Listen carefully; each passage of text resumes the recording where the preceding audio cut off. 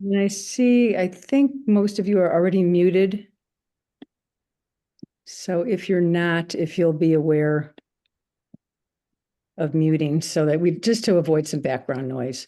So just a few housekeeping logistics. We are recording, as you know, so if you be aware that if you speak during the session, your face will be part of the recording most likely, which will be public. So if you would prefer not to have that happen, then either have a dark screen, which will then show your name, or don't speak at all and just use the chat. We're going to encourage you mainly to use the chat during Chris's talk. And then myself and a couple of other board members will be watching the chat and we'll feed questions to Chris at appropriate moments. And then in the last 10 or 15 minutes, we'll leave open for people to speak live with him if you have maybe more involved situations or things that you'd like to talk to him about. Let me introduce the board members who are here on the call and some who are not. There's myself, Sue Mackey, and I'm the board president for the last couple of years. Lila Gracie is, let's see, so now I can't see all of everyone, but Lila Gracie I know is here. She's our vice president and director of outreach. Jim Taylor is our treasurer, and he's been treasurer since 2007. We've got some long-term committed people here. His wife, Judy, has been writing our newsletter since 2007. Anthony Bowerman has been in charge of membership since 2004, 20 years. Wow. Jan Ecker is home dealing with a broken furnace, but she's been a board member since 2003 and was president for 16 years of that period of time. She's also the person that you get usually if you call the FCSC phone number. And if you don't get her, then it goes to voicemail and then you'll get a call back from me. That's our system. Dawn Kirkwood is sitting with Lila Gracie. They live near each other. And she's co-director of outreach. And Lee Abner is on the screen. And she is an active member of our outreach committee. So thank you to all of our board members and their long-term and shorter term. Some people have just come on board and are just reinfusing us with a lot of fire and new eyes and energy. And it's been pretty amazing, actually. Our board really enjoys working together, and we've been making some fabulous inroads in aligning more and more with our mission to educate funeral consumers, which will eventually be all of us at some point in one way or another, on how to choose a dignified, meaningful, and affordable funeral. In addition, let me get these two people in that I just lost.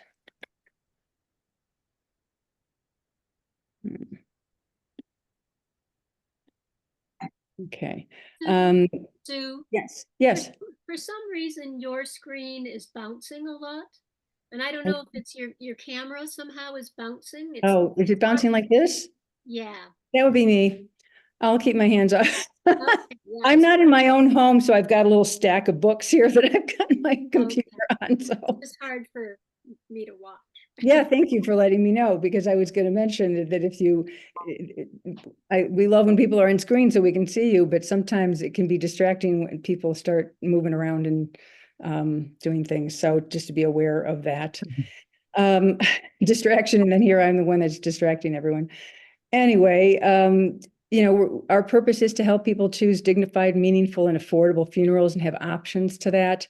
We are also offering expanded education, as you know, for other end-of-life topics like what is a death doula, what's a most form, talking about CPR, medical aid in dying, lots of advanced care planning, lots of different topics. And now Chris today to talk about live well to die well.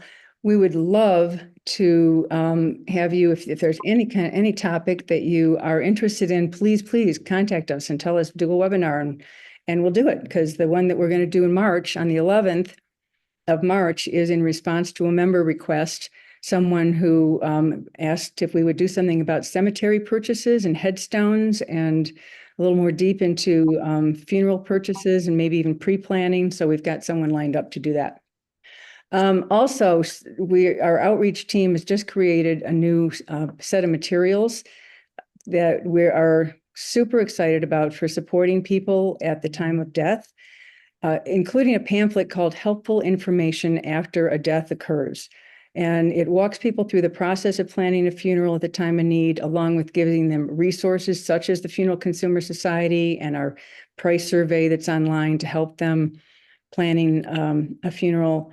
Many times, the situation is such that the family's not prepared for the death. It happens suddenly and unexpectedly, and we want this pamphlet to be able to make a difference for people. So we're in the process of getting the pamphlet that we already have printed out to law enforcement, victim advocate organizations, hospices, hospitals, and senior communities, places where deaths occur on a regular basis and where families are often left floundering. I don't know if any of you have had an experience of having a death in a hospital, but a lot of times what you get when your person dies in the hospital is you get a list.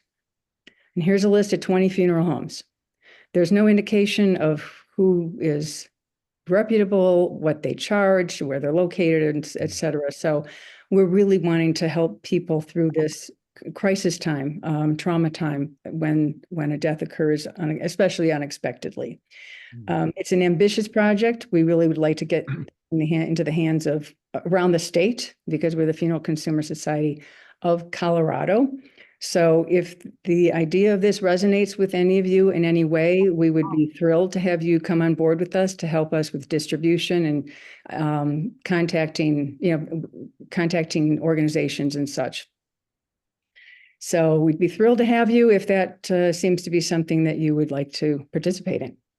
So without further ado, I would like to invite and announce and introduce Chris, who we're super happy to have. He is newly on the board for the Funeral Consumers Alliance, which is our mothership, the national organization. And then there are many state affiliates who are more focused on particular states as opposed to the national. But we work together hand in hand, and he's, I know, going to be a very valuable asset to the board for FCA. He's an end-of-life activist, trained hospice volunteer. He frequently gives pro bono presentations and workshops to community groups on aging, death, and dying issues. He founded and leads an aging, death, and dying group for the Bethesda Metro Area Village and serves on the board of several nonprofits focused on end-of-life issues, including the FCA, Funeral Consumers Alliance, Montgomery Hospice, Final Exit Network, Hemlock Society of San Diego, and the Maryland Office of Cemetery Oversight. He's written 10 books on all kinds of topics. His latest is Achieving a Good Death, a Practical Guide to the End of Life. There it is. And there it is. And proceeds from all of his books are meant to fund scholarships for American University students, where he was on the staff for 14 years, right? Yep. So before becoming involved in end-of-life issues, he spent 40 years as a wildlife and conservation filmmaker. So quite a turn in career, right? Yeah. Anything I left out, Chris? No, I was a stand-up comic for 5 years. I was in the British Navy for 7 years. I worked for Jimmy Carter, a lot of other things. So, but you did a great job of introducing me. Thank you. Okay, well, fun stuff. We're happy to have you. We know it's going to be interesting and energetic. I've heard you speak. You're definitely energetic, which is great for this, especially for this topic. So thank you. I'm going to pass the floor on to you. Great. Sue, thank you so much. And a big thank you to Lee as well, and all of you on the board. We think very highly of your organization at the FCA, and I'm very honored to be here. So thank you all so much for having me. My topic is, as you heard from Sue, is live well to die well. And I will explain that. But I want to start by saying a year or two back, My wife Gail and I had dinner with some friends about our age. I'm 77, my wife is 73, and we had dinner with some friends about our age. And as we had a lovely time, and towards the end of dinner, I said to this couple, well, what are you going to do when you get older and may get frail when in your 80s, 90s, whatever, at some point you're likely to get frail. What are your plans? What do you plan to do? And the guy looked at me and he said, please don't talk about that. That is just such a depressing subject. and and it made me smile at the time, and it's easy to scoff, especially for someone like me who works in this area. It's easier to scoff at that attitude, but actually, I can identify with it. I can identify with his unwillingness to talk about it, because all my life I have been scared of death and dying. I mean, scared actually isn't a strong enough word. I mean, it's something that I've been so scared of, I haven't willing even to think about it and address it. And when I got to about 60, I realized that this was not healthy. And I decided to confront it. And so I'm scared of two things. One is the suffering of the dying process. I'm thinking here of the possibility of severe pain, difficulty breathing, constipation, anxiety, nausea, dementia, and of course regrets. Of course, some people die without any of those things, but especially when people have illnesses which cause unbearable pain, it can be, as you all know, it can be terrible. So that's one thing that makes me scared, is the process of dying. Dying can be rough. Isaac Asimov said, the famous sci-fi writer, said, life is pleasant, death is peaceful. It's the transition that's troublesome. The second reason I'm frightened, so I've talked about one reason that I'm scared of dying. The second reason I'm frightened is because of death itself. Death itself. The way I see it, I'll no longer exist, and all my projects and relationships will end. Now, if you're religious, as many of you on this call will be, if you're religious, you may feel differently about death, but most of us, secular or religious, find death scary.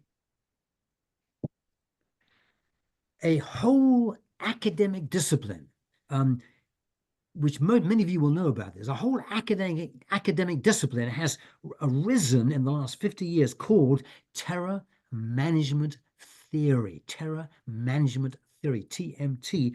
It's sprung up to grapple with this fear of death and dying, and how that fear shapes our behavior and our beliefs. The people who devote their lives to studying TMT believe that our fear of dying is so deep, so foundational, we may even be conscious of that fear, but in fact, it has major ways it shapes what we do with our lives.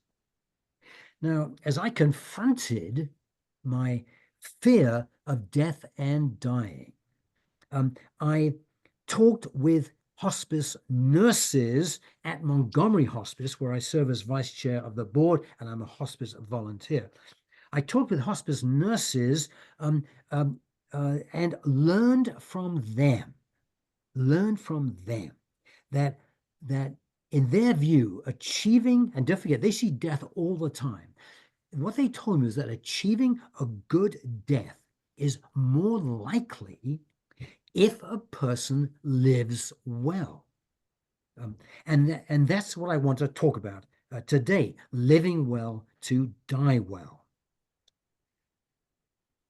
But what does living well mean? And what does to die well mean? What do they mean? So let's start with dying well. Dying well.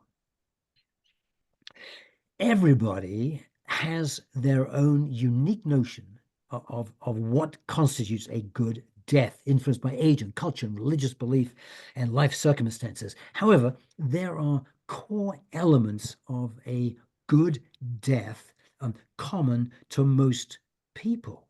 But for most people, a good death, and this is true for me, but may not be true for you. I can only really say what works for me.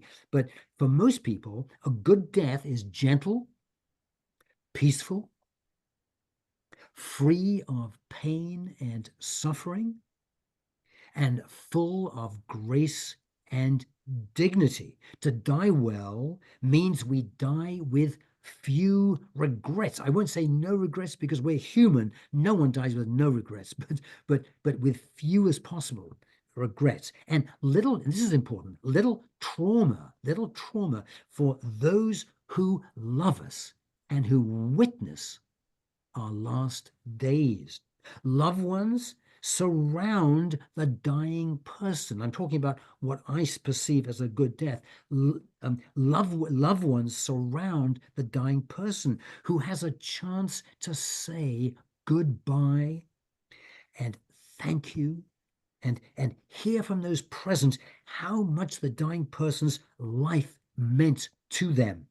The room is full of loving exchanges, tenderness, gratitude, perhaps even joyful reconciliation. It's amazing how many people are estranged from each other. In my family, my twin brother, my brother Tim, his children are not talking to each other.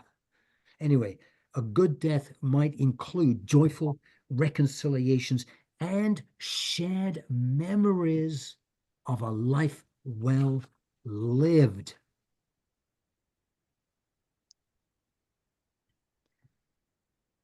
My parents and three brothers all died with none of these elements, and they all died in great pain. My father from prostate cancer, which I also have, my mother from heart disease, which I inherit. I also have, and I had open heart surgery a few years ago. And my three brothers have all died, all of heart disease. One of my brothers at 42, another at 72, another at 75. My twin brother died 2 or 3 years ago. And the fact that they had bad deaths is a cause of great sadness for me. Let me just check for a second. Sue or Lee, any questions so far in the chat you want to? Okay. No, everyone's Okay, happy great. with. So I encourage you to ask questions. I encourage you to put questions in the chat where Lee and Sue will look for them. You can ask me about anything. Anything. It doesn't have to be about the specific things I'm talking about. You can ask me about anything about end of life, death or dying, aging, and I'd be happy to do my best to answer any questions. Or please make comments. Some of you may just have not questions but comments about what I'm saying. I welcome them. So the chat is there, open for you to put things in. So we've briefly discussed what dying well means. But what about living well? What does living well mean? A person, in my humble opinion, lives well if they pursue a life of meaning and purpose.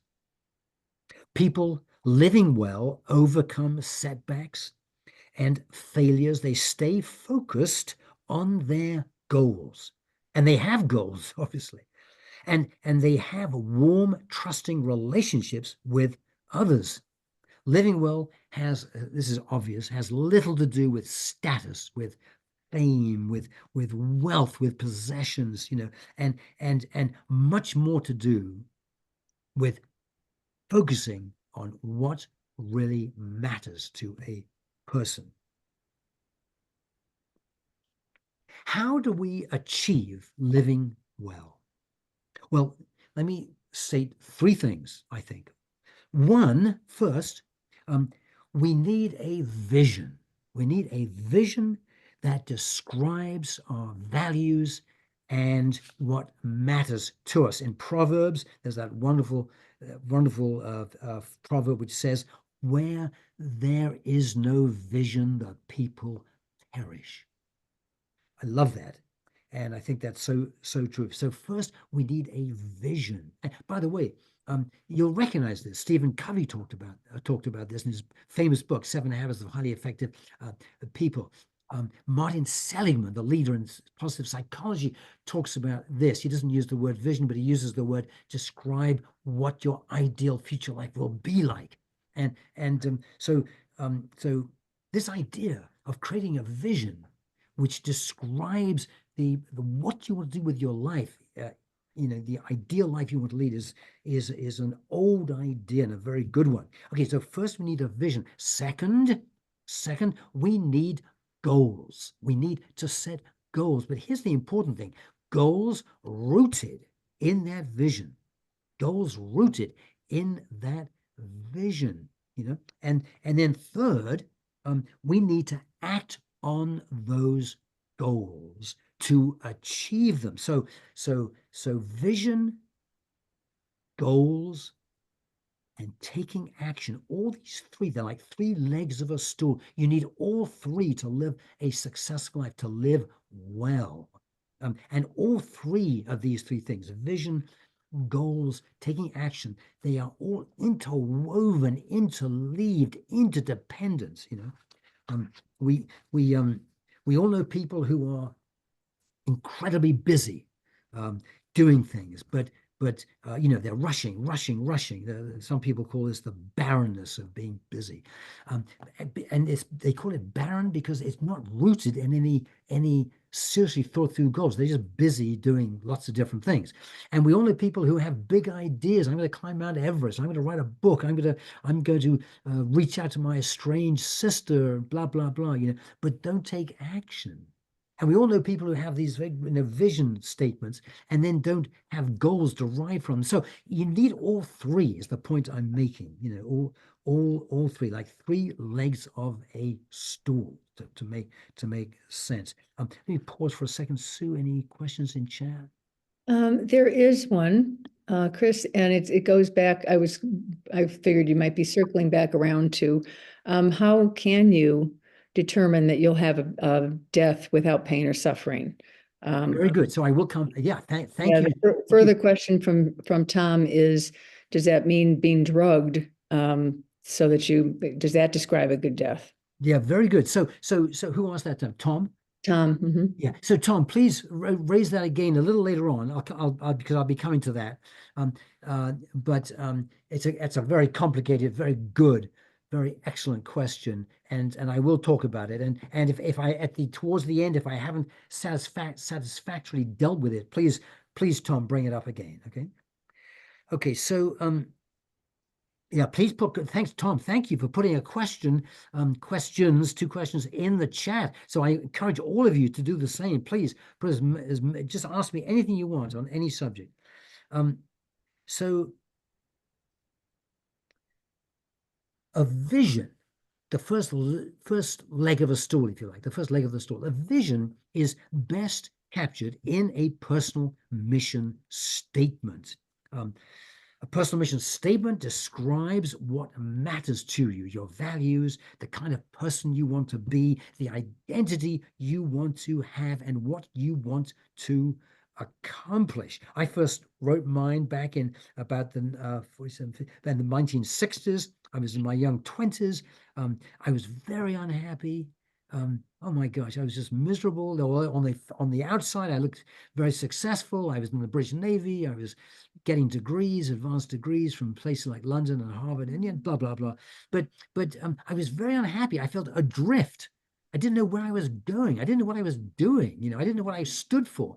And one day I had this slap to the forehead revelation. I need to describe the life I want to lead. It was so obvious, but it just had not occurred to me. And this is what I started calling my personal mission statement. 20 years later, Covey came out with his wonderful book, excellent books, which is still worth reading today. In 1984, 7 Habits of Highly Effective People, and had the same. I was glad to see he and I had come. He had, he talked about the same thing. So, and you know what I'll do? You know what I'll do is I will send all of you mine, because some of you may be thinking, well, what's it look like? I mean, I don't know what a personal vision statement is. I don't even know where to start. So I'll send you mine, and you can just ignore it. But I also, if you look at it and if you see a word or a phrase or a paragraph that you like, that resonates with you, take it. Please, it is yours to take, and I'll use the word plagiarize. That's not a good word, but yours for you to use any way you like. So I'll send that to you. I'll send it to Sue, and she will, and Lee, and they will send it on to you. So, and I want to make the point that some of you are, more towards, my sort of age. And so I want to make the point that it's wise to write one. Yes, it's true. I started writing mine when I was in my 20s, but it's wise to write one even in the last few years of your life, particularly when we don't have the structure that a career has given us or may have given us. So,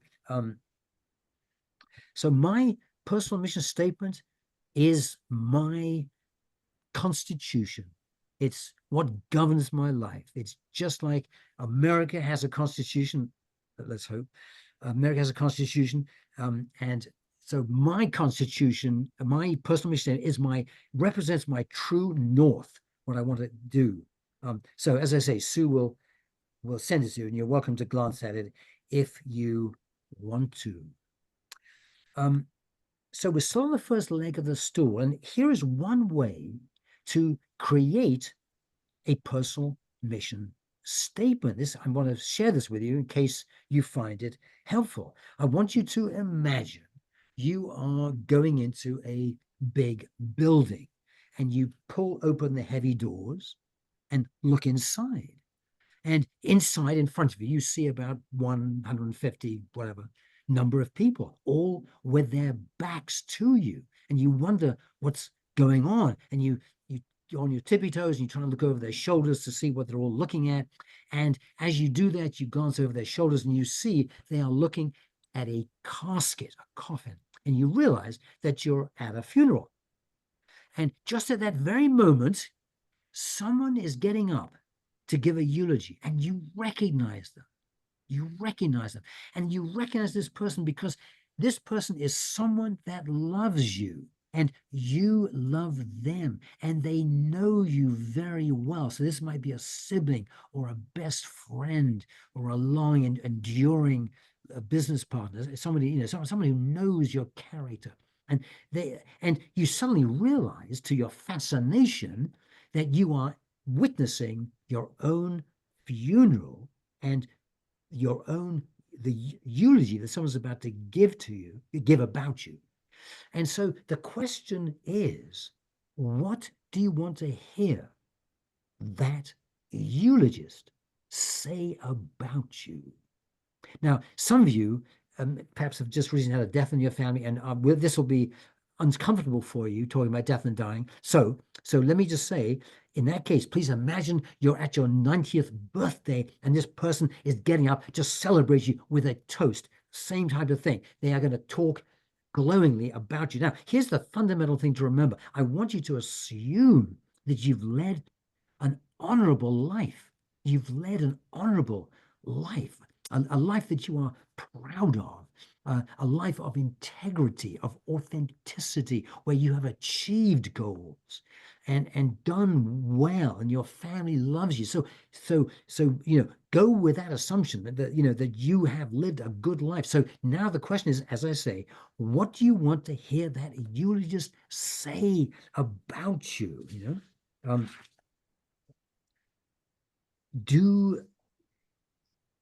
What are the assessments you would like the eulogist to make about you? What character traits and behaviors would you like the person to praise and be grateful for? What have you accomplished? Were you compassionate? Were you kind? Were you generous? What kind of friend or family member were you? Were you a person, as I said already, were you a person of integrity, someone who kept their promises, somebody who made lots of offers in the marketplace and were generous with creativity? So your answers to these questions will give you a first draft of your personal mission statement.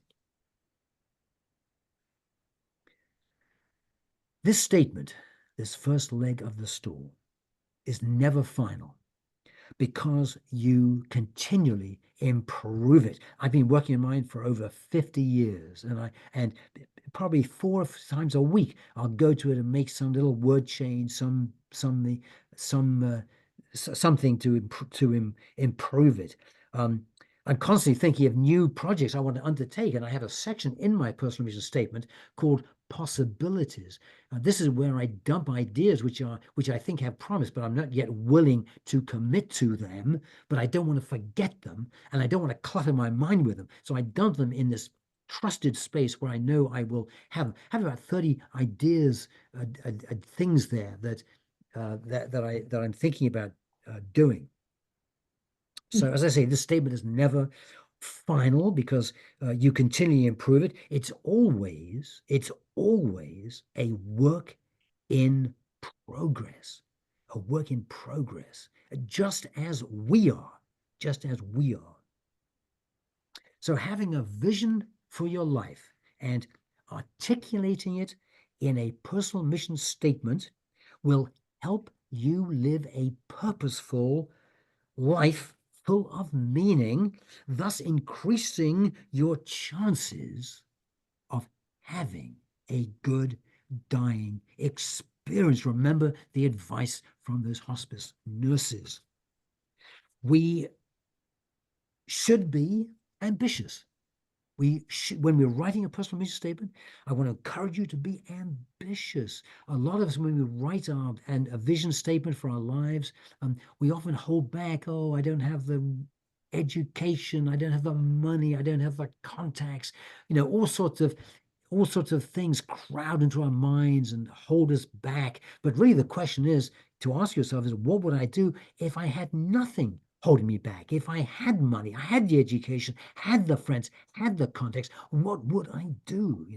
So I want you to be ambitious, not absurdly ambitious, where you are suggesting things that will never come about, that are impossible. I'm going to be president of the United States. So you want to keep your feet on the ground. You don't want to be too overly ambitious. But you do want to put in things there that excite you, that are a stretch, and that you would like to do ideally. So in doing this, in writing this personal mission statement, we are helping to shape ourselves into a generous, wise, and creative person, more likely to make life choices that will help us die well.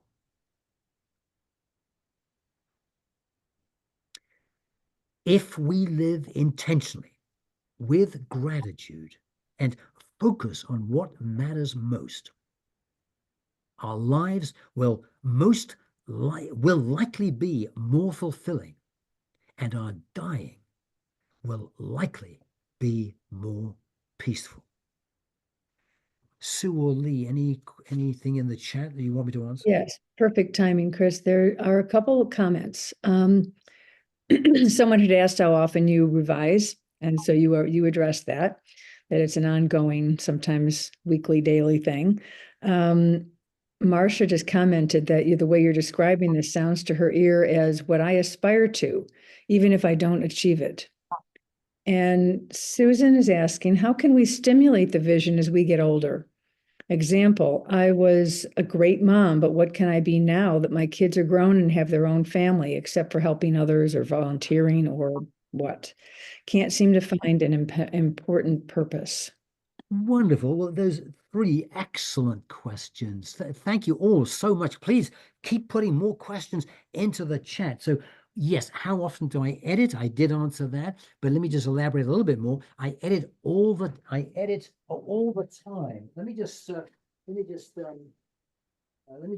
for example, this just happened. Um, this just happened yesterday. I wrote in it, um, start a singing group in the village I'm active in. I mean, that was just an idea, because my wife and I went to a memorial service for our nephew who just died at 43 of heart disease recently. And we went and we were singing, and Gail whispers to me during the hymns. It was a religious ceremony. Gail said to me, "You got a great voice. You should sing more." In the middle of the service, she said this to me, But when I got home, I thought, well, that's a good idea. I love to sing. I love to play the piano and sing. So I wrote it down. And so I'm constantly making it. Here's another one. I was I never, when my father was dying, I never said to him, "I love you." We just didn't do that in our family. But I've always felt terrible about that. I felt terrible. I didn't have the courage to do that. So I wrote, yeah, so I wrote this I said, make living amends to my father. And I put in parentheses, a living, breathing apology for failing to tell him I love him. I will do this by setting an intention that whenever I love someone, I will tell them I love them. Yes. So to the question about always editing, constantly editing, I'm constantly looking out for ideas, for ways to enrich my life. So going to the second one, aspirations. Yes, I love that. It is what I aspire to. This is one reason let me say to you, don't be overimpressed with my personal mission statement when you see it. Don't be overimpressed, because it's all the things I'm failing at. You will not find in there, for example, breathe clean air, although I hope to do that. Why not? Because I'm succeeding in that. So it's actually not in my personal mission statement. So everything in my personal mission statement are things that I'm struggling with. So don't read it and say, "Oh, isn't that nice?" No, it's things that I'm failing at and trying to do better. Is what I aspire to. And then the third point, I love this question about the person. What's their name, Sue? The last. Susan was saying she's having trouble Yeah. finding an important Right. purpose. No, Sue. I don't want the name. Susan. Susan. So Susan, thank you so much for asking this question. And you said that you used to have a purpose as a mom, but now retired, you're worried, what you're concerned. What is my purpose? What am I doing on earth now? And how can I? And you said in your question, how do I stimulate ideas? Okay, so a couple of points on this, Susan. One is, one of the handouts I'm going to give you through Sue is called the 50 tips handout, or I think it's called 50, I don't know, it's 50 tips. This is a document that I've worked on for years, and is a handout I use all the time when I give talks. And it is 50 ways to improve your life. In that document, there are several tips which address, Susan, exactly this point. It contains tips which help you to stimulate your thinking about what you might want to do, and how to develop a purpose and meaning in your life. It is, I don't want to pretend it's easy. It's hard. It takes work. It takes diligence. I would encourage you to start a new practice. And when you get up in the morning, devote 10 minutes. If you could lie on your back, pull your knees up to your chest, roll to and fro, just relax and think to yourself, what is my purpose? What am I doing here? How can I, and just think, just dwell on it before you put on your iPhone and check your emails. Don't do any of that. Just get out of bed, wash your face, and then just 10 minutes, just roll on your back to and fro gently, thinking about what am I doing here? Just generate ideas. Okay, I'm not a mom any longer. My kids have gone, but maybe I'm a grandmother. Maybe I'm a neighbor. Maybe I can help neighbors. Oh yes, there's somebody down the road who's in a wheelchair who's got mild dementia. Maybe I could do something for them. Maybe I could volunteer at the local school and help young kids. Maybe I could help a neighbor write their life, write their write a little 2-page essay on their life, a little biography of their life, of their grand. So and just begin to generate ideas. Now, another thought, Susan, is read books, especially biographies. Especially biographies, read books, and I mean that I've got about 10 here. I'm reading here's a biography of Lincoln. I'm reading at the moment, and the more you read and see what other people have done, see how other people see how Lincoln addressed his depression, when he was depressed, and so on. This can give you lots of ideas. So I would encourage you to read widely. Try and spend less time on television, less time on social media, and more time on real books. So Susan, I hope that's helpful. And what I'm going on to say some other things, which I think will be also helpful to you. Sue, any other questions? Yes, Chris, Tom commented that the personal mission statement seems a bit overwhelming, that it feels big and too big, and that purpose sounds easier, living a Yeah. life with intention, many smaller but achievable intentions. Very good, Tom. I love that. So don't use the term personal mission statement. That's just the term I use. Use it, call it my life purpose, and just make it a page. That would be great. And as time goes on, you might add to it. Have more ideas. It might get longer. It might get 2 pages, 3 pages. Doesn't matter. The length is immaterial. What matters is that what you put on that in that document, which might just be half a page. What matters is what you put in that document is meaningful to you, is inspiring to you. So when you read it, you almost get what's that? You almost you get sorry, the word's not coming to me, but you feel inspired, Mm-hmm. and it really means a lot. So that's what you want as a document. When you read it, it really excites you and gives you goosebumps. That's what I was trying to think of. Gives you goosebumps. So Tom, thank you for that point. Yeah, yes, I'll use words here. You can throw all those words out, and you come up with your own language. Yeah, I mean, I love that idea. Call it my purpose, and just make it shorter. Yeah, you don't want to be overwhelmed. Yeah, it can be overwhelming, and don't be overwhelmed. Yeah, that would be that would not work at all. You want to so I like Tom. I like your comments, and please pursue what you suggested. That is great. Sue, any other questions? And Robert just pointed out that he appreciated your example of making your mission things that you're struggling with. Yeah, As a- yeah. as a- No, really. We all. I mean, honestly, life is hard. Life is hard. That's life is tough. Life is traumatic. Bad things happen, and um, you know, so yeah. So we need ways to deal with that. Yeah. Um,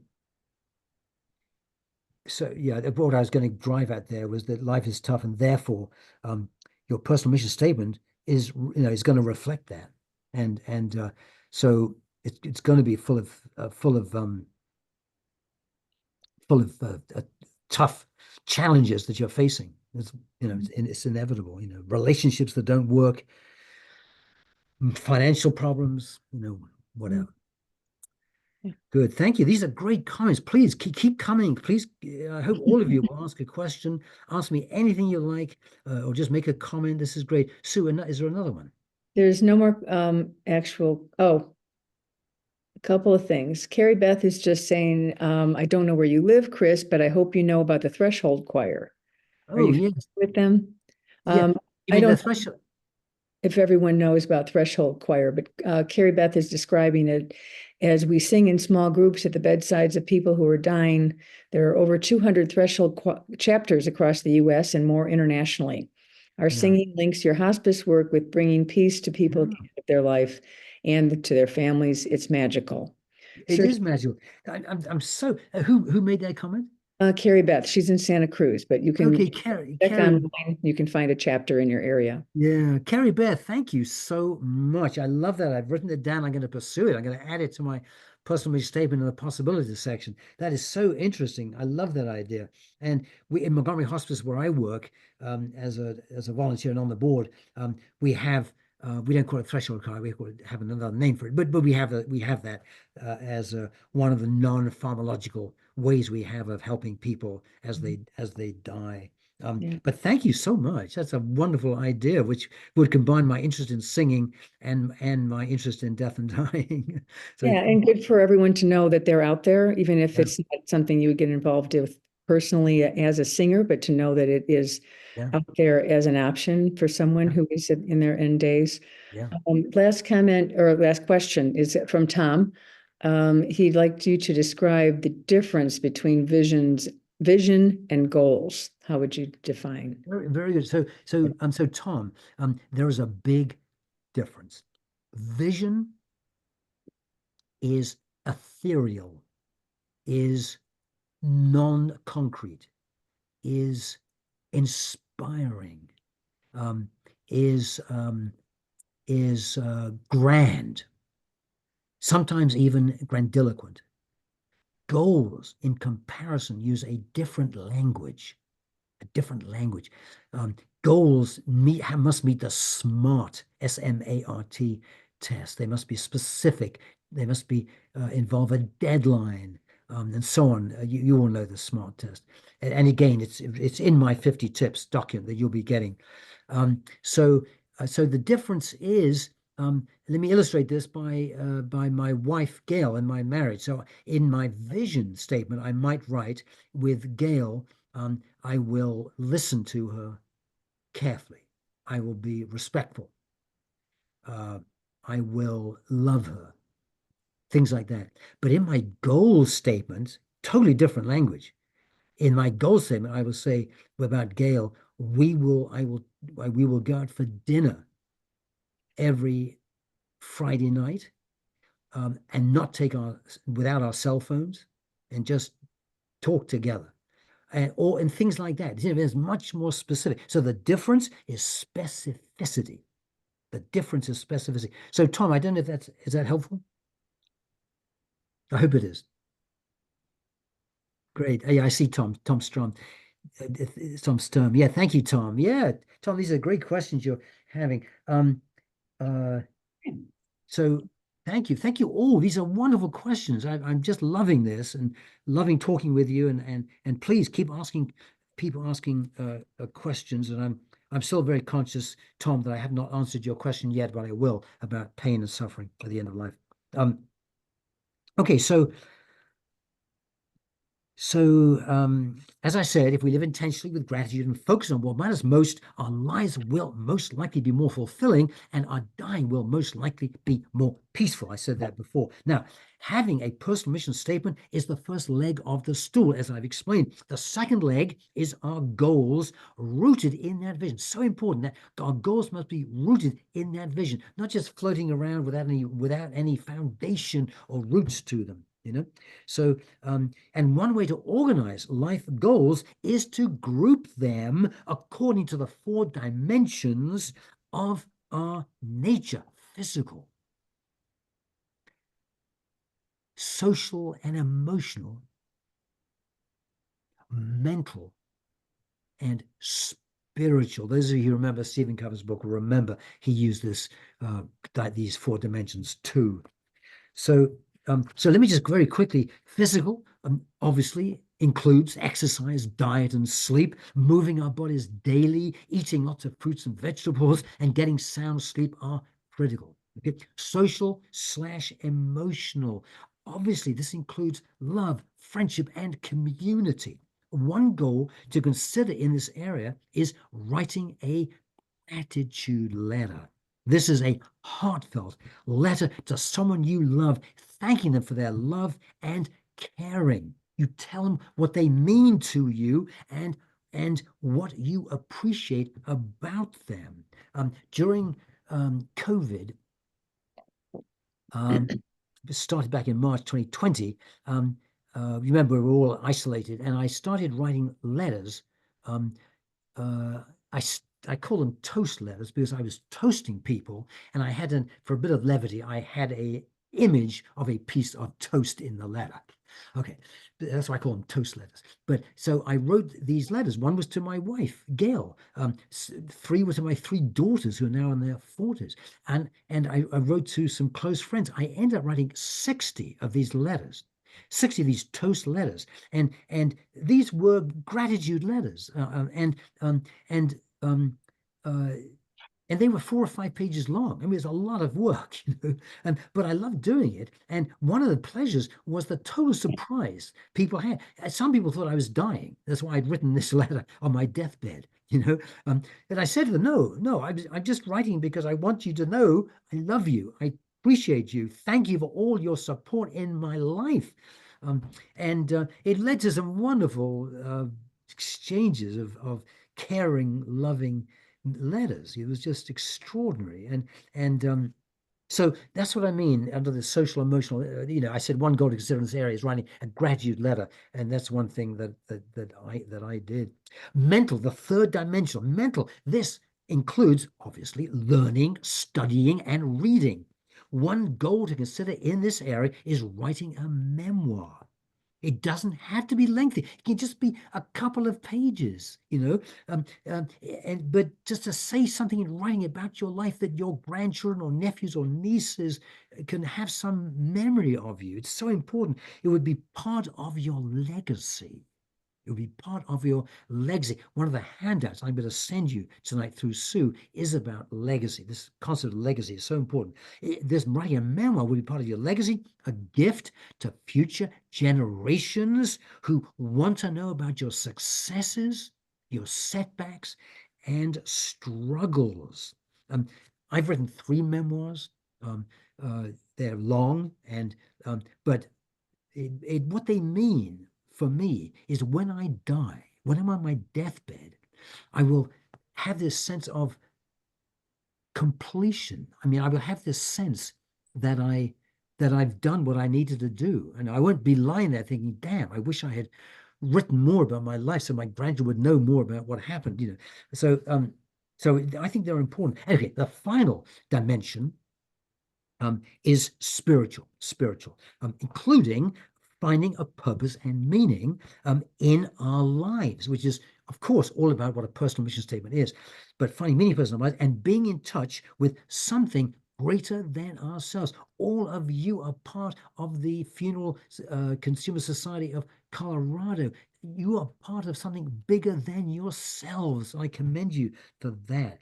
So by spiritual, I'm not referring to religious faith, although it will include religion for many. But I'm really talking about something very foundational, which is about having a life with purpose and meaning, which for many people will include religion. Anyway, therapists, here's the point I want to make. Therapists will tell you that they see stunning revitalization in people when a new found purpose comes along. So I think it was, I can't remember who raised that question. I think it might have been Susan who talked about being a mom and now she's retired and what was her purpose. So it's very important to come up with a purpose in life or purposes because it can lead to, as I say, to stunning revitalization when you do it. And one goal to consider in this area is to keep a gratitude journal, a thoughtful chronicling of the things we are grateful for. I do a couple of things in my life when I go to bed at night and I'm all ready for bed to get into bed with my wife Gail. But before I do, I lie on the floor, pull my legs into my chest, roll around, do some gentle yoga, and I ask myself 3 questions. One of those questions is, what am I grateful for about the day that's just past? By the way, the 2 other questions are, what did I learn today? And how can tomorrow be a great day? So I ask those three questions and just dwell them in the dark.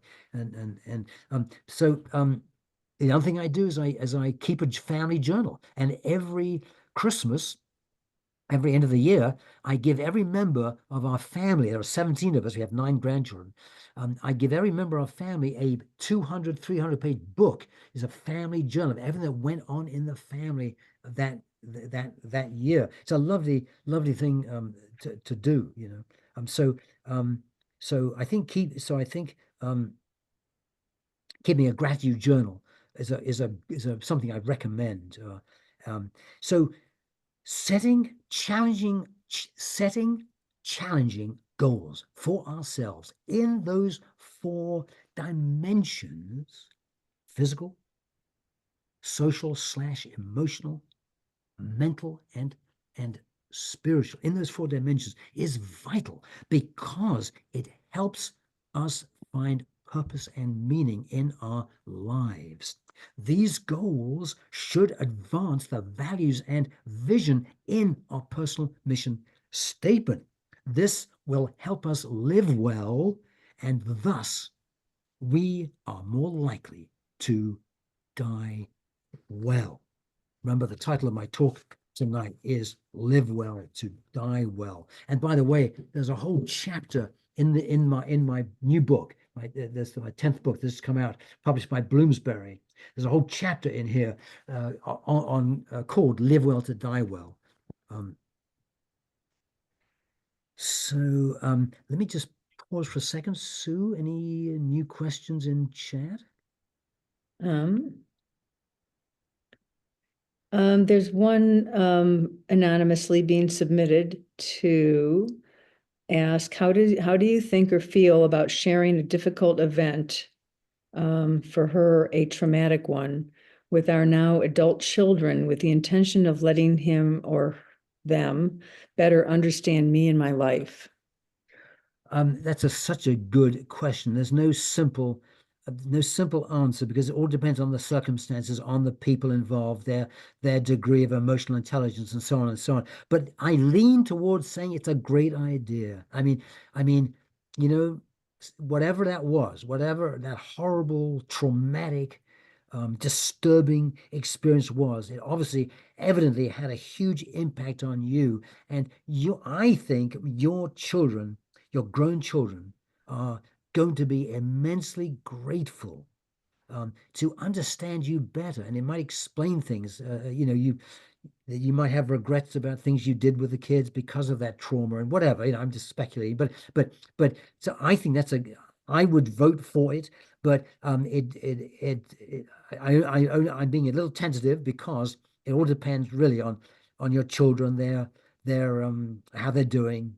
If it would send them off a deep end and make them crazy, and then maybe it's not worth doing. But but in general, I think it's a good idea. Of course, you want to. I mean, I was subject to a tremendous amount of sexual abuse when I was young, and I haven't talked to my children about that ever.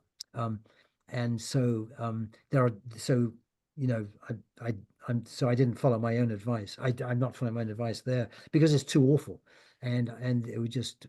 I don't see the benefit from it, because I turned out I was able to reparent myself, and I've had a very good and normal life despite that horrible beginning. And So I think you have to. So I can't give you a clear answer. But by the way, Sue, would you please put my email address in the chat for people? Christopher dot N. Palmer at gmail.com. Some of you may have questions. This is being recorded. Some of you may have questions that you don't want to raise in front of everybody. So feel free to write to me privately, and I'll help you in any way, Yeah. any way I can. And you also very generously said that it'd be fine to send out your email address with our follow-up when we send out the recording. Definitely. Receive And that. would you also, Sue, be kind and put my website in the chat room, please? That's chrispalmeronline.com. There are lots of free handouts there. chrispalmeronline.com. Lots of free handouts about aging, death and dying, all sorts of subjects.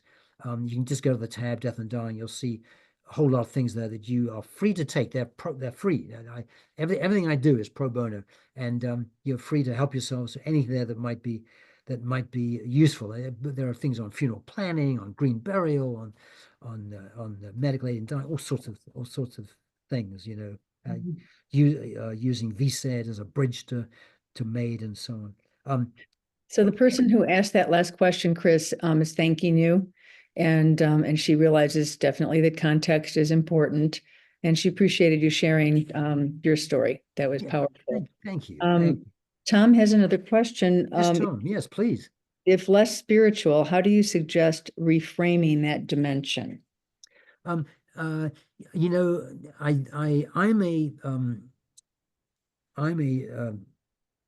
secular humanist, and I've always objected to the way the word spiritual has been hijacked by religious people, and I think the word spiritual should be a more general term, meaning finding about purpose and meaning in life. I think you are a very spiritual person if you think about the things we're talking about tonight. Where you think about what is my life about? Why am I here? Does my life matter? What does my life mean? These are foundational questions which all of us should wrestle with, whether we are secular humanists or deeply religious. These are foundational questions. And so, Tom, your question, I think your question was how to refashion the spiritual side without really. No, now I've lost the sort of question. Say it again, Sue, please. If you don't consider yourself to be a spiritual person, how do you suggest reframing? Oh, yeah. So a quick answer, Tom, is around the themes of purpose and meaning. Around the themes of purpose and meaning, which transcend, in my opinion, religion. Now, I know I've offended 75% of you because you are religious and you think I'm being rude about you. Forgive me, please forgive me. I'm sorry if I've offended anybody, because I'm a secularist. Well, let's be blunt. I'm an atheist.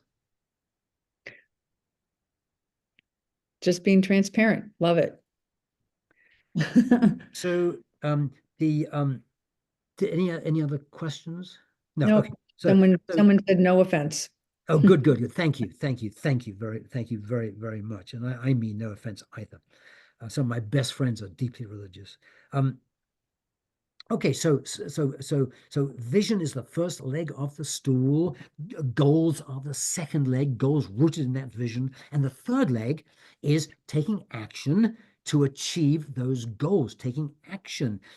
And one does that by being highly productive, being action oriented, having a bias to action, and being skilled at time management. I love that story of Lincoln and General George McClellan, his vainglorious general who was in 1862 was hesitant to act, and it drove Lincoln mad. And he said, "Why does McClellan have the?" And he called it the slows. He wanted him to act. He eventually fired him, of course, but so don't have the slows. Act on things. You have your vision, you have your goals. Now act on them. So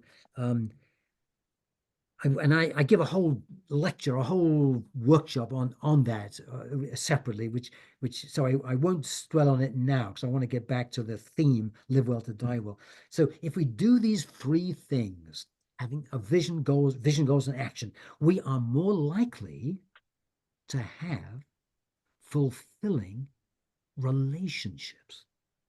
On our deathbeds, we are more likely to hear our loved ones say, "I love you. Thank you. I will miss you. I will not forget you." And hearing these things helps to ease the fear of death. How much better to be in that environment than an ICU with a vent, intubated, a peg feed, unable to talk. So I mentioned this already, but let me just say it again. I deeply regret never telling my mother and father as they were dying that I love them. I mentioned this before. It wasn't a phrase, as I said, we use in our family. When my twin brother, Jonathan, died 2 years ago, it was only when I gave his eulogy that I said to him, looking at his casket, I love you. I'd never said that before to him, but of course it was too late. He was dead. If a person lives well, they are more likely to declutter and death clean their home. If a person lives well, they're more likely to write an ethical will and a legacy letter. If a person lives well, they're more likely to complete an advance directive with a dementia rider. If a person lives well, they are more likely to select a health care agent, someone to talk for you when you can no longer talk for yourself and understands what you want. If a person lives well, they are more likely to talk with their loved ones about what they want at the end of life. If a person lives well, they're more likely to take advantage of palliative and hospice care, which most of us arrive at too late. If a person lives well, they are more likely to decide what type of medical care they want. And if a person lives well, they are more likely to decide what kind of memorial service they would like. They are also more likely to have pondered medical aid in dying, voluntarily stopping eating or drinking, palliative sedation, and more likely to have thought about the distinction between palliative sedation and euthanasia, and more likely to have thought about other exit strategies as they approach death. So I've used a number of terms there that some of you may not be familiar with, and I forgive me, and I'm just going to pause to explain death cleaning. If some of you may not know what that is, death cleaning is simply another word for decluttering. It's simply organizing your possessions to reduce the burden on loved ones after you die. I just talked to someone yesterday who said to me, my house he said to me, he's 84. He says, I'm a hoarder. My house is 4 floors and it's packed with stuff. And my daughter, who I love, said to me the other day, Dad, I'm so angry at you for leaving this house. You are not going to live much longer. And you have left this house in a bloody mess. How could you do that to me? You know I don't have time. I've got my own children, my own job. How could you do that to me? So death cleaning is very important. An ethical will, or often called a legacy letter, is a document that outlines a person's values, beliefs, and life lessons to be passed down to future generations. So very, very important. I use the term advance directive. Some of you may not quite sure what that is. Advance directive is a legal document allowing individuals to outline their medical care preferences if they cannot make decisions for themselves. I also mentioned a dementia rider to your advance directive. Dementia rider is a legal document focusing on end-of-life care and decisions if you have dementia. By the way, I've looked into this in quite some depth. Dementia, as you know, is a horrible disease and go on for 14, 15 or more years.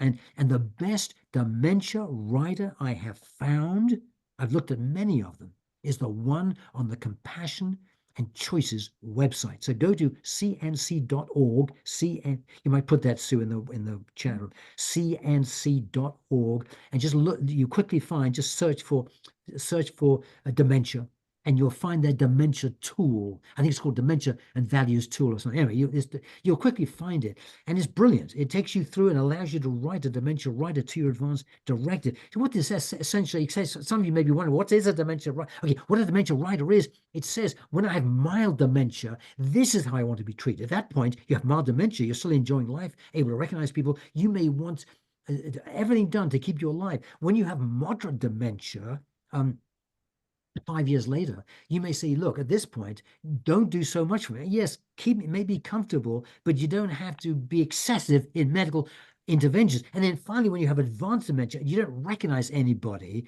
and your life is miserable, you have a quality of life is zero, or subhuman quality of life. At that point, you may want to write in dementia writer, please let me go. Let me pursue an exit strategy. If I get pneumonia, do not give me an antibiotic. Just make me comfortable, but don't give me an antibiotic, And don't, if I'm a week from dying, for God's sake, don't give me a new hip. Don't do things like that to me. You may want to put that in your rider so that your people, your doctors, your medical providers, and your healthcare agent, your someone who talks for you, knows what you want. Okay, a healthcare agent, I mentioned that. They're often called representatives or healthcare, there are all sorts of names, but I use healthcare agent. This is an appointed, you appoint an appointed individual authorized to make medical decisions on behalf of you when you can't do it for yourselves. Palliative care, you will know what that is. It's specialized medical care focused on relieving the symptoms and stress of a serious illness and improving the quality of life for both the patient and the family. Medical aid in dying. Many of you know what medical aid in dying is. Very, very important. Now legal in 11 jurisdictions, including DC. It's a practice where a terminally ill patient, that's somebody within 6 months of dying, meeting specific criteria, which includes self-administering the lethal drugs. Self-administering can't be done for you by somebody else. You have to do it yourself, to yourself, and being cognitively, having decision-making capacity. Can legally request and receive a physician prescribed medication to end their life peacefully, voluntarily stopping eating and drinking, or VSED, VSED, VSED, voluntarily stopping eating and drinking. Very important. This is a conscious decision by a terminally ill or suffering individual to refuse food and fluids to hasten death, usually under, and I recommend this, under hospice supervision. It can be done without it, but but it's best to do this because it's quite tough. Now, if you deprive a young person, healthy person, of food and fluids, that is torture. That is beyond horrible. It's a heinous torture. But when you're in your 80s and 90s, you don't eat so much anyway. You naturally lessen the food and fluid intake. So if you feel your life is completed and you want to hasten your death, you're not very happy and you're ready to go, you feel your life is completed, you are, and this is completely legal everywhere, you can use VSED. Just stop eating and drinking, and you'll die of dehydration in about usually 10 to 14 days, something like that, depending on the status of your health to begin with. So there's a lot written about this, and it's something we should all know about. Palliative sedation, which is very close to euthanasia, but it isn't euthanasia. This is the use of sedative medications to relieve extreme suffering that may not be relieved by morphine. That's how bad it is. By inducing a state of unconsciousness in a terminally ill patient nearing the end of life. When a doctor does this, their intention, this is the key ethical point, their intention is not to kill you. Their intention is to relieve the pain, the unbearable, intolerable pain, but it usually does lead to death. And so, as I talk about in my book, there's the line between palliative sedation and euthanasia is thin, and there's a whole other discussion there. But okay, so a person who lives. How are we doing on time? Oh, it's 7:19 already. Okay, sorry, it's 4:19 already. So, or 5:19. Yeah. So anyway, a person who lives well and intentionally is also more likely to plan to dispose of their body responsibly. Now, this is something all of you know a lot about because you're an FCA affiliate. You're also more likely to dispose of your body responsibly and in line with your values. In other words, whether to have a conventional funeral with embalming or cremation and all that stuff, with all their associated pollution and waste, or look at greener alternatives like green burial, like natural organic reduction or human composting, or like alkaline hydrolysis or water cremation. These are all, again, I give a whole new the handouts on my website explain all these things. They're very, very important. My wife, Gail, and I have chosen a green burial. We're going to be buried in Reflection Park, which is 40 acres of wild land, about 20 minutes from our home.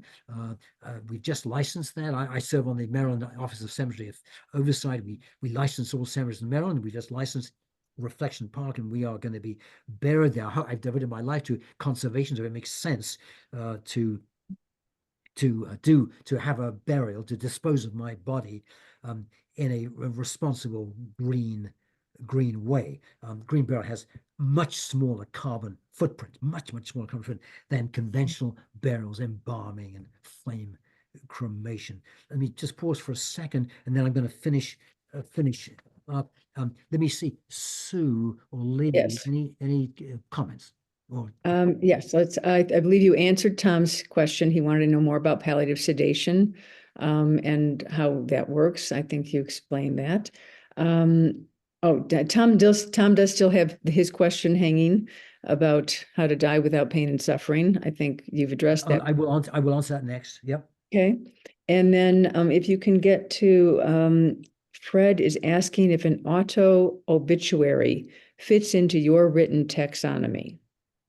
An auto Obituary. And Fred, I'm assuming that you mean like an obituary that you've pre-written and that gets sent out upon your death. Yes, I'll talk about that. Yeah. Okay. I think. Okay, good. Fred is putting up his thing. Okay, so very quickly, because it's getting late. Let me answer Tom's question, because he asked this at the very beginning. And I haven't really dealt with it, and I apologize, Tom. How was your question? I think was how to die without pain and suffering. If I got that right? Mhm. Yeah. Okay. So it's not easy. It's not easy. And a lot of people don't succeed in doing it. They die with pain and suffering.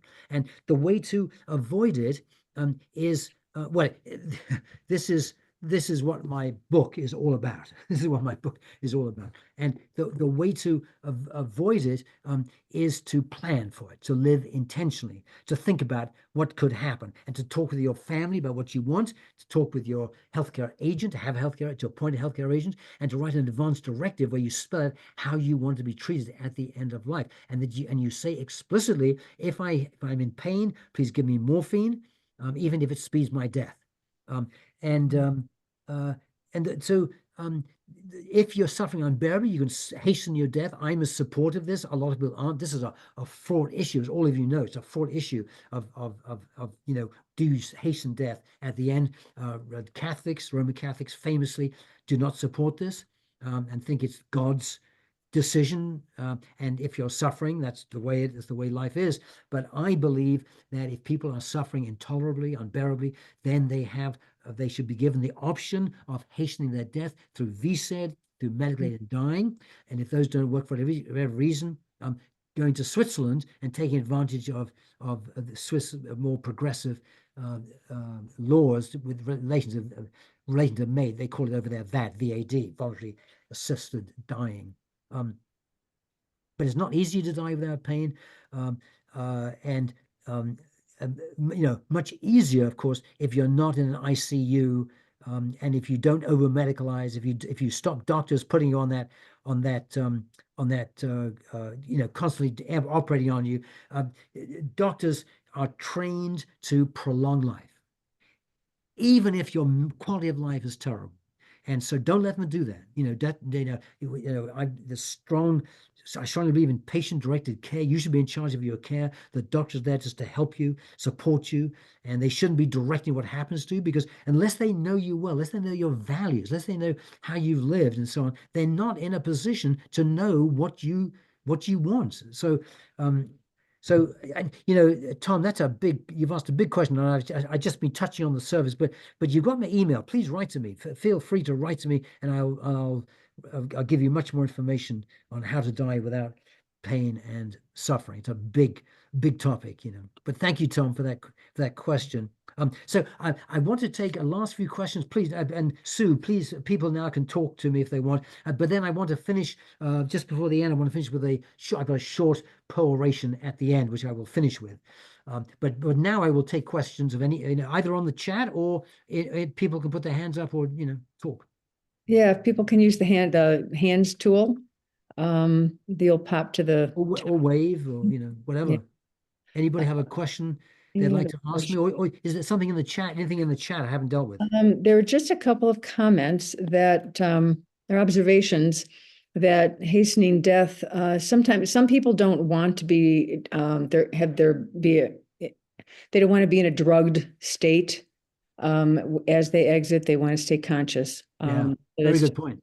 Excellent, something to excellent point. consider for people as they're planning what their preferences are. That is a thought process of Yeah, maybe it's wanting to be more conscious and such a being good accept the such pain. a can I just say, such a good point, such a good point. And so the balance, you want to stay alert as possible, as long as possible, and so your family really plays a key role here. And that's why it's important to talk to them about what you want at the end of life, because you don't want to be screaming with unbearable pain, but you also want to be as cognitively alert and be able to say thank you, I love you, and so on, up to as long as possible. So there's a delicate balance there, which you want to talk to your family about, so they will know how to help you balance that out, between remaining cognitively alert and but protecting you from intense and searing pain. Mhm. Yes, Tom pointed out that if you're drugged, it's difficult to have the closing Yeah, conversations with your family and friends. yeah, But I think Chris made the point of having those conversations early on, there to take the pressure off of those yeah. last moments. And can I just quickly say that, that people think, oh, at the end of life, we're going to have this wonderfully deep, profound conversation. It doesn't happen. At the end, your time to have those is before you get sick, before you get near death. Because if you've lived a life where you haven't been accustomed to having deep, profound conversation with your parents or with it's not going to suddenly happen at the end of life. People tell me over and over again how disappointed they are when they sat with their dad and hoping something profound would come out, but all they said was, "Can you get me water?" Or so, there was nothing said of any value. And so the time to have those important conversations where you say, "I love you, thank you, I forgive you, please forgive me." When you have those important conversations, is before death is near, when the person can still speak. Sorry, Sue, I interrupted you. No, we're good. Galen is thanking you, Chris, for the webinar that you did for FCA a few weeks ago about death cleaning, Yeah. which that was recorded, wasn't it? Yes, I think it If was. anyone's interested in that, you can reach out. Yeah, But yeah. Just send me an email. I'll send it to you. he said he was very grateful for the suggestion to just take small steps, and Yeah, that's yeah, been extremely helpful for him. yeah, yeah, yeah. Thank Um, you, thank you so so much. we've only got a few more minutes left. So if Yeah, there's so any can I just, questions, unless it wave to me if you have a question, or okay, so let me just finish up and then I'll hand the microphone back to Sue and Lee. So I want to finish up by saying, to sum up, I want to sum up now. We must live a good life if we want a good death. That's the fundamental message tonight. To lead a good life, we should devote ourselves to building relationships, helping others, and working on meaningful projects and causes. This requires planning, preparation, and in living with intentionality. You can't leave it to chance, and live haphazardly, as so many people do. A good life is the foundation for a good death. People tend to die the way they live. As a conservationist and wildlife filmmaker for 35, 40 years, I made several films about wolves, including an IMAX film some of you may have seen about wolves. And I came to admire these creatures deeply. So let me end with the Wolf Credo by Del Goetz. It goes like this: respect the elders, teach the young, cooperate with the pack, play when you can, Hmm. hunt when you must, rest in between, share your affections, voice your feelings, leave your mark. Thank you all very much for having me tonight. Sue, over to you. Oh, goodness. Yay. Thank you. Thank you. Thank you, Chris. It was very inspiring to me. And my observations of other people was that it was very inspiring, thought provoking. I'm ready to write my vision statement and keep that as an active document going forward for the rest of my life.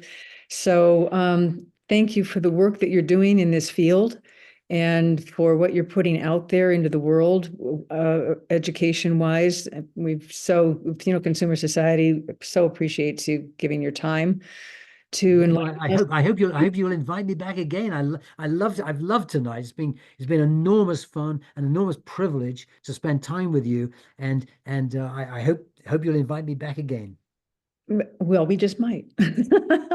And there's lots of thanks and appreciation in the chat for Oh, good. Thank you. this evening. So I want to wish everyone a good rest of the evening, good dinner. Thank you for your attention and your engagement and for your involvement with Funeral Consumer Society.